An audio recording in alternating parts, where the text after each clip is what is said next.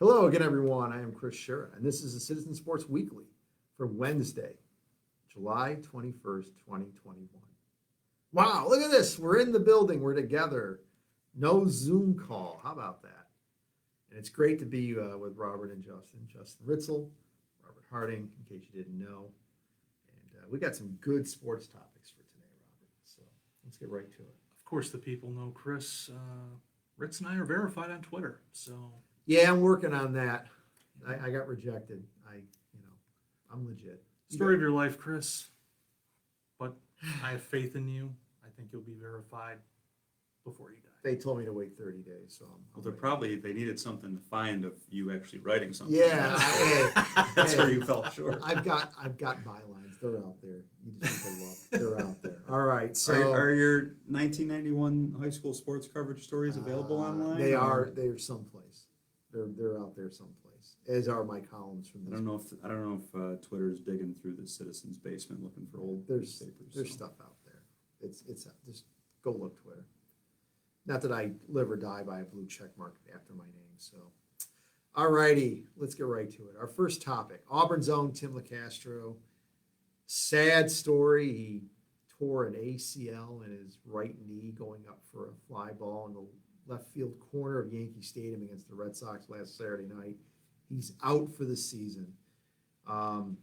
Again, your heart just really breaks for Tim because 2 weeks as a Yankee, he was literally living his childhood dream of playing for his favorite team as a child, which again, I think any one of us, whether it's Justin and the Packers or Robert and the Bills or me and the Dolphins or the baseball teams that we like, the chance to actually wear the uniform and have an impact on your favorite team's games, I mean, that's just the stuff of fantasy. So Tim was living it out, and it sucks. I mean, there's no other way to say it, but it absolutely sucks that he's out for the season. And but in those 2 weeks, though, you could say he had a small impact. He definitely made his presence felt. He actually got off the bench. He was playing most of the games that he was wearing pinstripes. He had a home run, a couple doubles. I think the team kind of changed its personality a little bit when he was in there too. A little more speed, and even though he didn't steal any bases with the Yankees, I think him being in the lineup changed some things. So, Robert, you're our resident Locastro expert. Talk about Tim. Yeah, tough situation. What a couple weeks. Obviously the high of being traded to the Yankees. The team that he rooted for as a boy, and then obviously the low with the injury. He did have surgery today. That was the next step, and then the recovery process, which as we all know with ACL injuries in sports, this is going to be a months-long thing. It's going to take some time. Hopefully he's back for spring training, or at least the start of the regular season next year. But I did have a chance to chat with him a little bit, and after all this happened, and he did say, "I'll be back." So he's definitely committed to coming back. His story isn't over in baseball. He's going to make a comeback here, and hopefully it's a good one, and hopefully it's with the Yankees, because to your point, Chris, I think he was making an impact, with certainly at the plate, getting those opportunities, getting some hits there, and then in the field as well, making that catch, like it gets overshadowed because of the injury, but an incredible catch in the field. So a tough situation, but again, today with the surgery starts the road to recovery. Hopefully he's back and better than ever in 2022. Yep. Go ahead, Justin. Well, obviously, as you guys said, it's disappointing for him personally, with this limited time of being a New York Yankee and growing up as a fan and being able to live that dream out for only 2 weeks is sad. But, I feel bad for Locastro in terms of what this might do to his major league career. He's not a spring chicken anymore. He's in his late 20s. He really isn't a prospect per se anymore. And this seemed like, as you guys alluded to, like he kind of established a bit of a role in the Yankees as, he wasn't being used in a leadoff position like he was with Arizona, but he He was getting regular at bats. He was providing that speed that the Yankees desperately needed. He's a great defensive outfielder, and he was getting playing time. And you just wonder when he comes back next year, he's going to be, 29 years old, I think? He Maybe just turned 29. Okay, it's so gonna that'll be his age 30 season. Yeah. So, going into this year, even well before he was a Yankee, this was going to be a critical year for Locastro. Really the first maybe full-time opportunity he was going to have. He gets COVID in spring training. He injures his finger and misses some time with the Diamondbacks, and he gets traded to the Yankees, where things are kind of looking up for a little bit, and then this happens. So you hope that he gets another opportunity. You hope that this isn't it, and he can't come back 100%, and he's relegated to being a minor leaguer for the rest of his baseball career, however long that may be. So I think I speak for both you guys in this room, as well as most people in Auburn, when I say I'm cheering for him. I'd love to see him back in New York, because it's a great story. Yeah. It's taken an unfortunate path here for this season, but hopefully he will follow through on that promise and come back better, and hopefully better than ever. Yeah.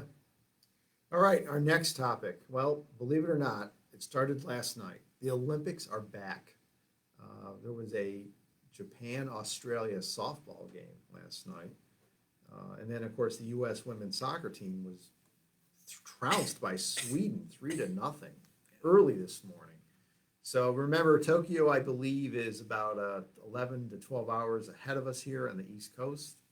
So, it's some of these things are going to be going on in the middle of the night when we're sleeping, and then some will be going on in prime time when it's the morning time there. But look, I love the Olympics. I can remember watching the Montreal games back in '76, and I always enjoy watching the Olympics. I love hearing our national anthem being played, and I will be watching as much of the Olympics as I possibly can.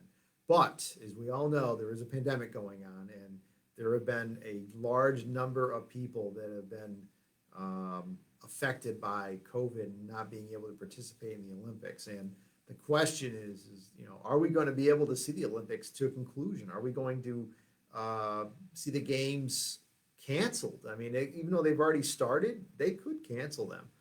I'll tell you this. I've always said that when there's a large amount of money involved, that plays a major role in decisions.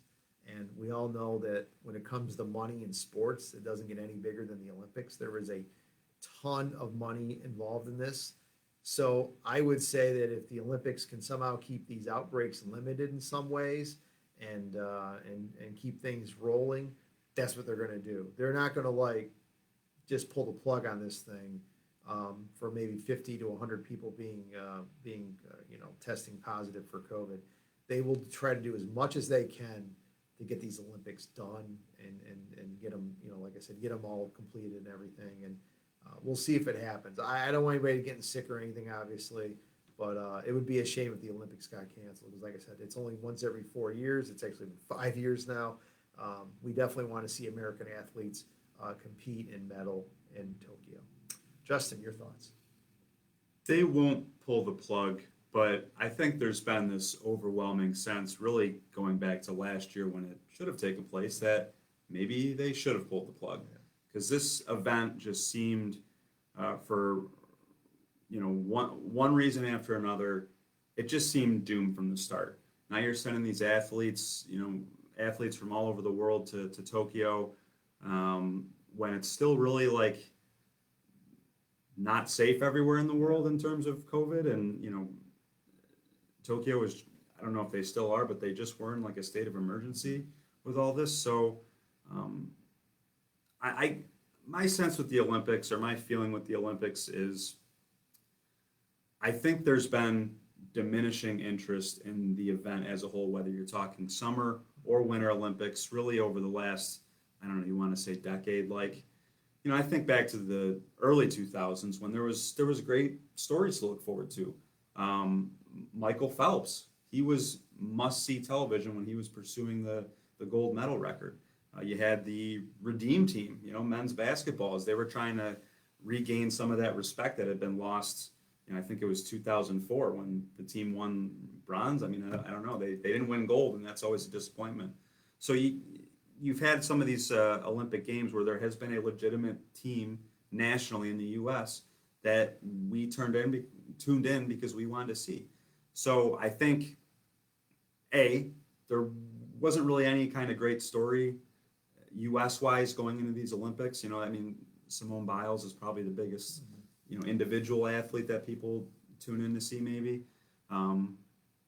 So there's the lack of that. And then I think just in general, like people see devastation's not a great word. You think of devastation for like a natural disaster, but these places that host the Olympics are just like almost ruined financially because it's such a burden to host these games, and it makes you wonder like, why do we do this? Why is this worth it?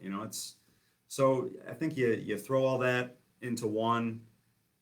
You consider COVID, you consider that we really aren't seeing the best athletes in the world because a lot of them have had to drop out for one reason or another or won't be able to participate. And it makes me wonder, and I'm sure a lot of others, why should I tune in? Why should I watch? This is not compelling, and I'm not seeing the best of the best, which is ultimately, for me, what I would tune in to see. Robert? Yeah, it's going to be challenging, I think, especially as you get more people in the Olympic Village, you get more of these athletes there. We just know based on the numbers already that there are going to be more cases. Some of these athletes, especially outside of the United States, where the vaccine isn't widely available, they aren't vaccinated, and it's not as if they have a choice. In a lot of countries, they haven't had any access to it yet. So that's a real challenge, and another reason why it probably wasn't the smartest thing to hold these games when you do have that factor coming in that a good number of these athletes aren't vaccinated. And then, you see just in the United States, some of these athletes testing positive for COVID before they even go over there. Basketball players, Coco Gauff, the tennis player, that just came out a couple days ago that she tested positive. She was going to be part of the Olympic team, but not anymore. So it's going to present some real challenges here. And, to Justin's point, they really need to rethink the Olympics, similar to how they need to rethink the World Cup and a lot of these other international events that, have really filled the pockets of the fat cats over time. These guys that, I just heard today about, the Olympics being awarded to Brisbane. Well, lo and behold, a top IOC official, supported that bid, and there were no other bids. Gee, what a shocker! Corruption and an international athletic committee, stunning. I think they really need to get away from, these spectacles, especially in places where, you're building these things that aren't going to be used ever again. Justin mentioned the 2004 Olympics a short time ago. That's a great example of this because they are literal ruins in Athens and in Greece, where they had different outdoor events and stuff. I mean, there's weeds and graffiti all over these things that they're not being used. And so I think they really need to go to places like the United States where the facilities are readily available. Like you don't have to build anything new. You have some nice stadiums that can use and figure out a way to make it work, whether it's with the track and field events, gymnastics, what have you, swimming. There's plenty of great facilities where you can do this in certain countries. But yeah, I think with COVID, it's probably for the best that they don't do it this year. But to your point, Chris, money talks, and they're going to try and get what they can out of this. Yeah, I agree with you, Robert, that if in the future when they award an Olympics to a city, it should be to a city that already has all the facilities built. Like Los Angeles, look, even if Los Angeles had never hosted the Olympics in 1984 or 1932 for those who go way back, they have everything there they need to host the Olympics. And if they do need something, it isn't going to be that big a deal to upgrade it or whatever. It's going to be very low cost. And unfortunately, that means smaller cities are not going to be able to host the games, or some countries and some worlds that don't have the infrastructure that they do in modern countries. I mean, like the United States or some major cities in Europe or major cities in Asia and everything. So I think that's a good thing though, because I think that you shouldn't have to be building all of these facilities and things to be able to do that. I mean, look, you can use college dorms for your Olympic Village, okay? You could have USC or UCLA be your Olympic Village for an LA Games, okay? And then for the winter games, I mean, that's a little bit different, obviously, because, you know, winter sports, you got to be out in the countryside, so to speak. But, I mean, you could do regional things. I mean, you could have the games, the winter games in multiple countries in Europe. I mean, there was talk years ago of having Lake Placid and Montreal kind of co-host the Winter Olympics. And I think that's a great idea because obviously Lake Placid already has a lot of the facilities that you already need for things like skiing and luge and bobsled. And then Montreal could do things like the figure skating, the hockey, you know, in the arenas there and things like that. So I think the Olympics, the IOC needs to basically be smarter and a little more frugal when it comes to how they put on the games and everything. Because ultimately, it's the athletes that matter the most. They're the ones that are training for years for these moments. And I think that, you know, some people say, why do we even have the Olympics anymore? I'm glad we have the Olympics because we do get some great stories.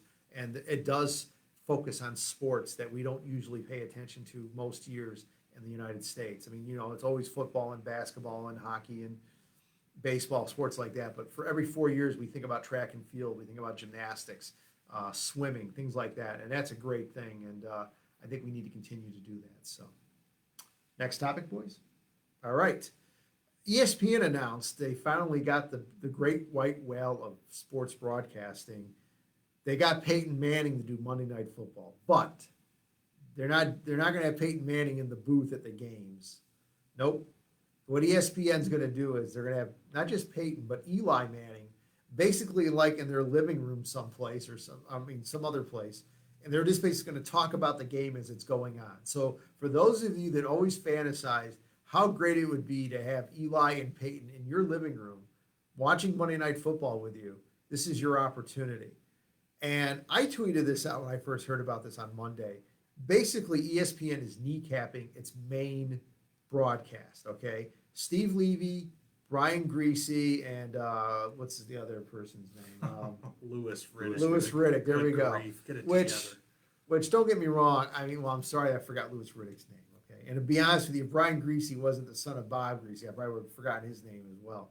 But irregardless, they basically kneecap their main crew because if you're a sports fan and you have access to that second feed, okay, because it's going to be available on ESPN2, it's going to be available on ESPN Plus or the regular ESPN app online. What would you rather watch the game with? You'd rather watch it with the Manning boys, okay? And they're going to have special guests. Who knows what they're going to have for that? I mean, it's going to be more entertaining probably. It's going to be more fun. So, of course, you're going to want to watch that. So ESPN is basically just, you know, kneecapping their main crew. I wonder how long this is going to last. I wonder if this is a way of, like, telling Peyton, like ESPN saying to Peyton, like, okay, why don't you try this? If you like it, then maybe in a couple of years, if you want to do the real thing, we'll get you in for the real thing. So, Robert, your thoughts? Well, folks, you know, Chris is stuck in the era of rabbit ears and TV and getting a clear signal and one Hey, broadcast. I had ESPN before you were born, buddy, You know, okay? You know, some of us have grown up in an era of sports where these alternate broadcasts are a thing, and I love the idea. You know, I think this gives Peyton something that ESPN, you know, this gives ESPN a little bit of what they want, Peyton Manning on Monday Night Football, and it gives Peyton an opportunity to talk about football without the grind of, you know, having to go from city to city.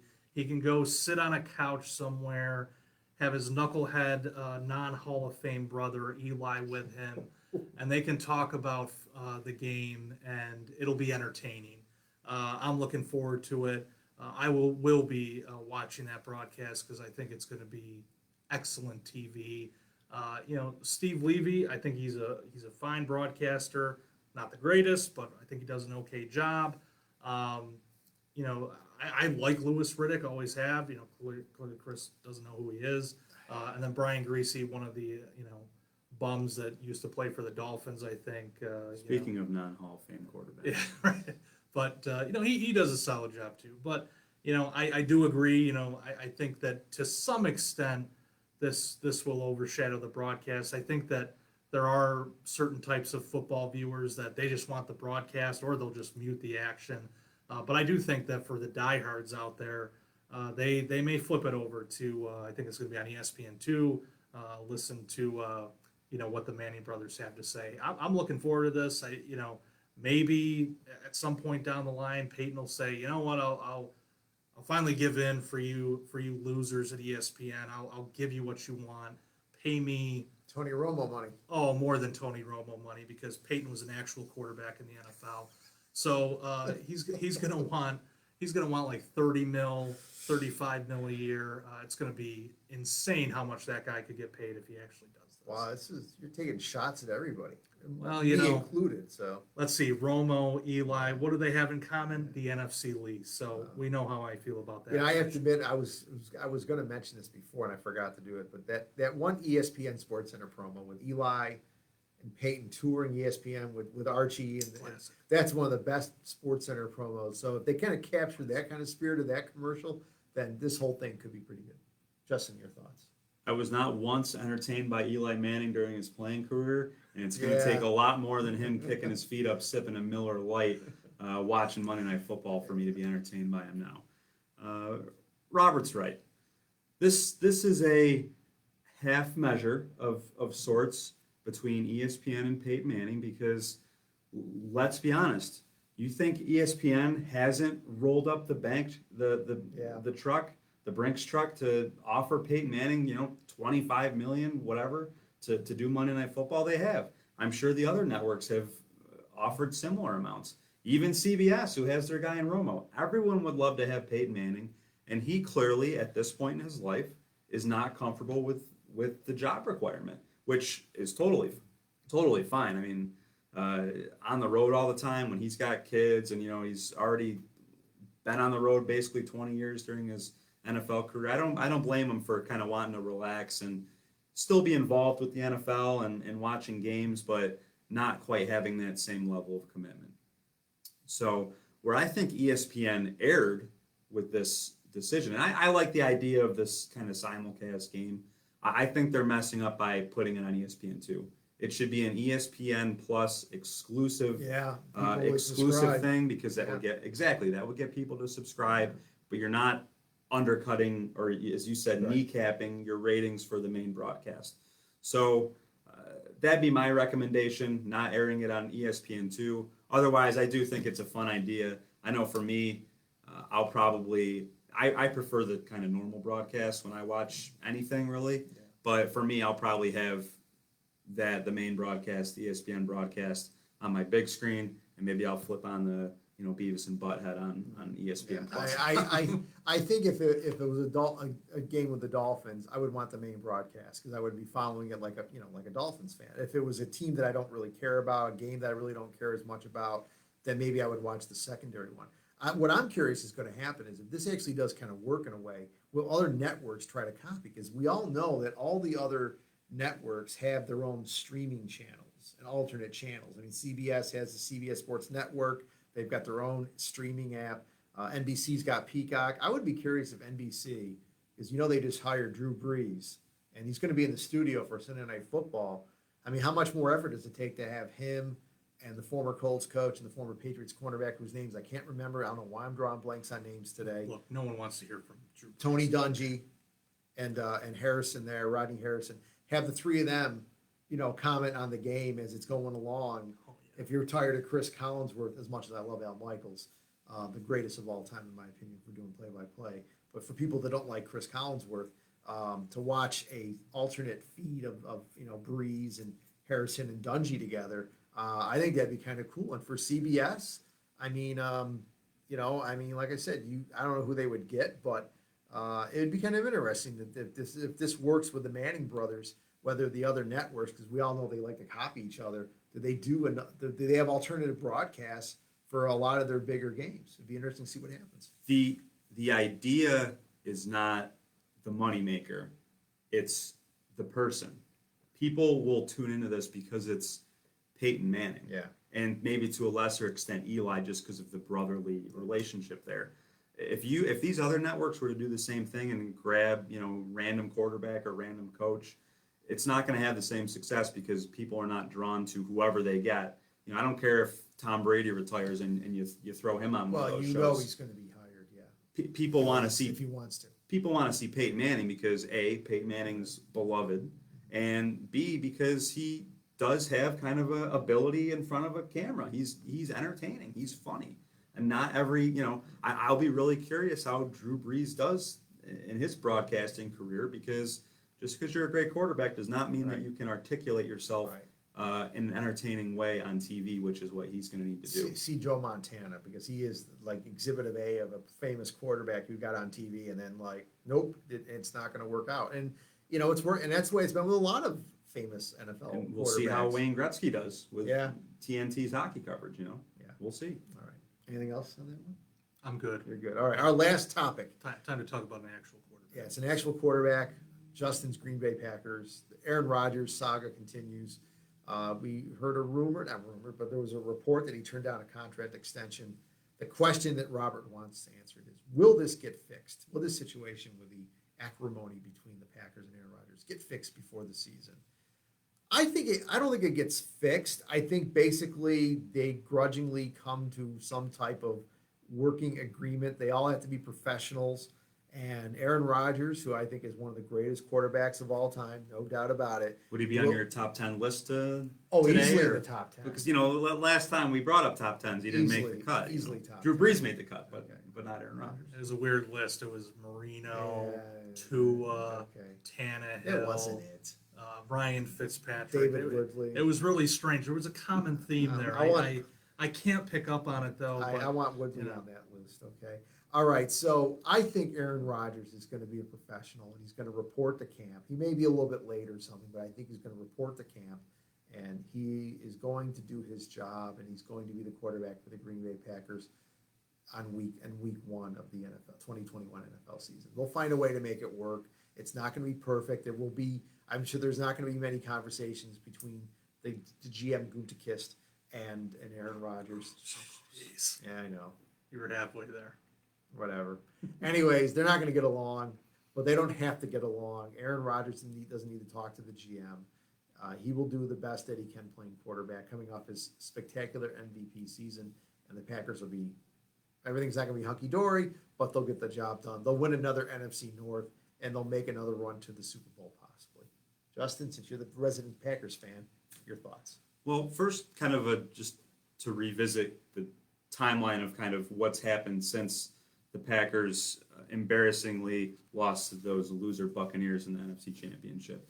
So, reportedly, the Packers approached Rodgers. He has 3 years left on his contract, but really, it's 1 year of kind of a big guaranteed money hit, and then we'll see. They could easily cut him after next season and at little cost. Why you would want to do that, I don't know. But regardless, so apparently the Packers approached him sometime right after the Buccaneers game and wanted to do a contract restructure, which basically was going to move around some money, but really not change kind of his status. Like, you're not, for him, you weren't guaranteeing he was going to stick around any longer. So he was just kind of going to be taking one for the team. He said, no, I want a commitment. I'm not necessarily concerned about the money just from a getting rich standpoint, but I want money that's going to prove that you are committed to me and that you're not going to kick me to the curb at your earliest convenience. And the Packers didn't do that right away. I think he was insulted by this contract restructure, and that, among a lot of other things, are why we are here where we are today. So, do I think Rodgers will show up and play for the Packers this year? I do, just because of the timing of everything. He's not going to retire. He's too competitive. He's out there at the match talking crap to Tom Brady, and he's out at celebrity golf tournaments just slinging the ball around. He's clearly wants to play. But the Packers cannot trade him and get in maximum value in return, because any team that they go to right now and get a draft pick in exchange, well, he's going to make them a lot better. You trade him to the Broncos now, and you're looking at the 25th pick next year, something like that. Maybe the 32nd if all goes well for the team acquiring him. So it just makes a lot more sense from the Packers' perspective to just, we'll try and smooth things over the best we can. We will acquiesce to some of your demands for this upcoming season. And then if you still want to go somewhere, we'll work out a deal. And maybe he'll want to stay. I do think that this report of the contract extension is a little damning of the Jordan Love pick. Like, if you're feeling good about Jordan Love, you're not offering Aaron Rodgers, even coming off an MVP season, you're not offering him a deal that is going to keep him around for 5 more years. He's 38 years old. I think that's the thing that we haven't really mentioned. This guy's 38 years old. He's 38. Well, he's 37. Well, no, first don't off. get me wrong. He's playing great. I mean, look, he's definitely on that Tom Brady, I'm going to play great for the rest of my career. He's not having the drop off. And that's why the Packers, I think the contract was structured the way it was, because most quarterbacks, I think in their late 30s, drop off. They don't play at that MVP level when they're 37, 38, 39 years old. They start playing like average bums, basically. And that's when they get cut or they retire. And this is obviously the exception to the rule. So, of course, the Packers want to extend him. They weren't expecting this. Who would? I mean, it's rare when this happens. So, Robert?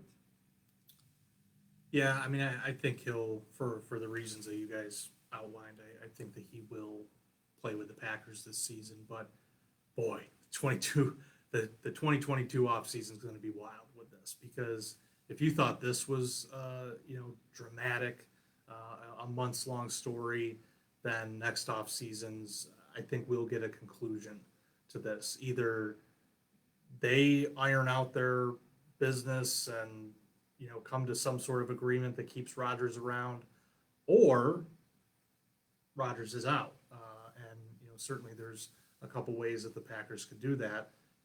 Justin mentioned the whole contract situation, that they can basically dump him after next year and for little money. And then there's possibly a trade, maybe if they feel that we don't want to lose him. Let's see if we can get something for him. I just think this is, I see it on, football Twitter and everything. A lot of people talking down to Aaron Rodgers, which is funny, coming from a bunch of simpletons that whine about their bosses, I'm sure, on a daily basis. Like, the dynamic isn't different here, folks. Rodgers is dealing with a front office that, not too long ago, was ready to move on from him. Clearly drafted Jordan Love with a plan that, this whole Aaron Rodgers thing was short term. And, if we see Jordan Love develop into a franchise quarterback, then he's going to be our guy potentially in 2022 and beyond. It's not an accident the way that Rodgers' contract is structured right now. So, I thought that's certainly a big factor here. And just the way that the Packers have gone about this and some of the public comments that have been made. I mean, it's insane that, that they think that they're in a position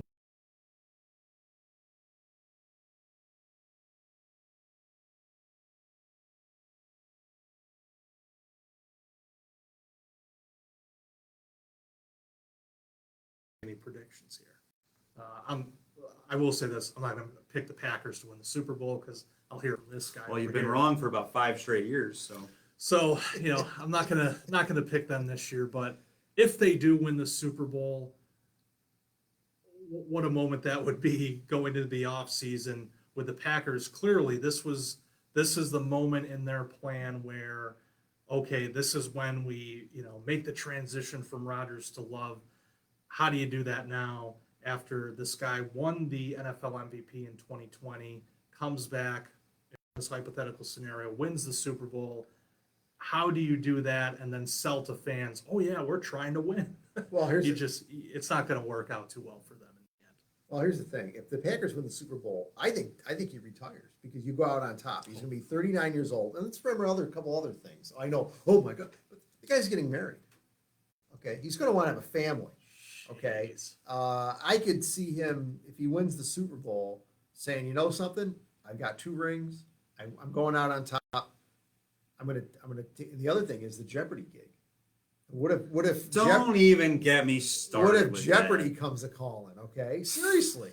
Now, obviously, he's playing this year. But let's say hypothetically he wins the Super Bowl, and then Jeopardy says, "Yes, Aaron, we want you as the permanent new host of Jeopardy." Oh yeah, yeah, he's going to that. Okay, again, he has nothing else to prove. He's got 2 rings, and he goes out on top. And I'll be honest with you, I think after this season, even if the Packers don't win the Super Bowl, if the Jeopardy gig is open, and I think they're probably going to fill it sometime this summer, to be honest with you, but they could easily. That could be funny. It'd be that Aaron Rodgers retires to be the host of Jeopardy instead of going to another NFL team in a trade or something. That is a possibility, and it could happen. I mean, look, Jim Brown retired at the age of 29 to do movies. It wouldn't be shocking if Aaron Rodgers retires at the age of 39 to host Jeopardy. Look, he doesn't need to retire to host Jeopardy. We all know this. If he were to get that gig, they do not tape those episodes all year round. No, it's only during a certain amount of if time. he gets a Trebek-like schedule, like he'll easily be able to make that work. I mean, they film like 5 episodes a day for crying out loud. So, I think he'll be fine. He can make that work and still stay in the league. I think the bigger issue here is, not what's going on in his personal life. He seems pretty happy. I think it, has helped him, want to extend his career a little bit. Question is, where is he going to play? He clearly still wants to play at least for a few more years. As long as he's feeling good, similar to, Tom Brady there, who, lucked out last year. The statue apparently tore his MCL last year. So, I think he looks at that and says, well, Tom can do it. I take care of my body pretty well. Why can't I do it? So, I think he'll play for as long as he feels comfortable doing. The question is, do the Packers want him? And that's where this clash with, the old school mentality of you, Chris. Oh, that these guys can't play after 40, and I never said all this that. other stuff. I didn't say that. The Jim Brown If talk. you are playing at the level of Aaron Rodgers, then yes, absolutely keep playing as long as you can at that level. Tom Brady, look, as much as I hated Tom Brady when he was with the Patriots, what he's doing now at the age of 43, playing at that level, is astounding. This is historic. It's great. Look, if you can keep playing, you keep playing if you can play at that level. If you're not playing at that level, then yeah, you need to walk away. So, Justin, you get the last word on this. Well, it's going to be tough to keep it to one last word. First off, he's not hosting Jeopardy, okay? If they hire Aaron Rodgers, who is not a professional speaker, he's not a professional media person, when you have other people with way more experience in that avenue or that profession, they're morons. Because the draw of why, like, people don't, like, we just talked about Peyton Manning. If Peyton Manning hosted Jeopardy, then people would tune in long-term to watch him. Aaron Rodgers, as much as I love the guy, he does not have that same kind of draw to the average person who's going to turn into Jeopardy. It's a fun shtick for a couple weeks, and that's kind of it. So he should not be hosting Jeopardy. It amazes me people are bringing that up as a realistic possibility. Do you have a favorite here? I was going to say State Farm commercials. I think were a pretty good warm-up for Jeopardy, but go ahead. Number 2. He has nothing to prove if he doesn't win, if he wins another Super Bowl. As long as there is that old fart Tom Brady out there with more Super Bowls, or even you want to look at someone that is a little closer, Joe Montana's, or these guys, Terry Bradshaw, the guys with 4 Super Bowls, or even the guys with 2, Eli Manning, Ben Roethlisberger. Not saying people don't already consider Rodgers to be better than them, because most I would say do, but as long as there are Super Bowls to be won, he has something to prove. He's not considered the greatest quarterback of all time. So as long as there's an opportunity to increase his resume in that respect, he absolutely has something to prove. Last thing. Yes, I am the Aaron Rodgers fanboy, and I support him, but I want to see him win in Green Bay. Without question. It would break my heart if he went anywhere else. But he is not handling this whole ordeal the best, in my opinion. He's chosen to stay quiet the entire time. Fans are turning on him because no one knows what his problem is exactly. Everyone's been left to guess for the last 3 months, and I think that's dented his reputation. If he showed up at the Bucks Game 6 yesterday, and they showed him on the Jumbotron, he's a minority owner there. I don't know how many people cheer him. I think mostly cheers, but there are people that are booing him. Yeah. I think he's handled this wrong. And there is no team that he will play for either this year or next that will give him a better chance to win than Green Bay. They have a stacked roster. They have the best receiver he's going to play with, a great offensive line, and yes, a defense that needs work as it does every single year, but a coach that he likes. You know, I just have more faith that they can get the job done in Green Bay than him going somewhere else and having to learn these new players and, you know, adjust his system and all that. Just stay in Green Bay. He said his whole career he wanted to stay in Green Bay the whole time. He has the chance to do that because if he plays like he is capable of, the Packers aren't going to move on, Jordan Love or not. He should just accept that he is the better quarterback. Just go out there and prove it. That's all. Just go out and play your game, and you're always going to be the better option. All right. And with that, folks, we're going to wrap it up. Thanks for joining us. We appreciate it. I'm on vacation next week. Oh, big shocker there. So I don't know whether, I know Well, Robert. It's July. Robert so, was you know. discussing maybe taking some time off from the video and, you know, during the summertime, but we'll see what happens. But maybe I will show up on my vacation next week. Oh, really? Yeah, we're okay. All right. You'll just have to send the agenda of the show to my personal email, not my work email. So, Okay. all right. Sure. Okay, folks, thanks again, and maybe we'll see you next week.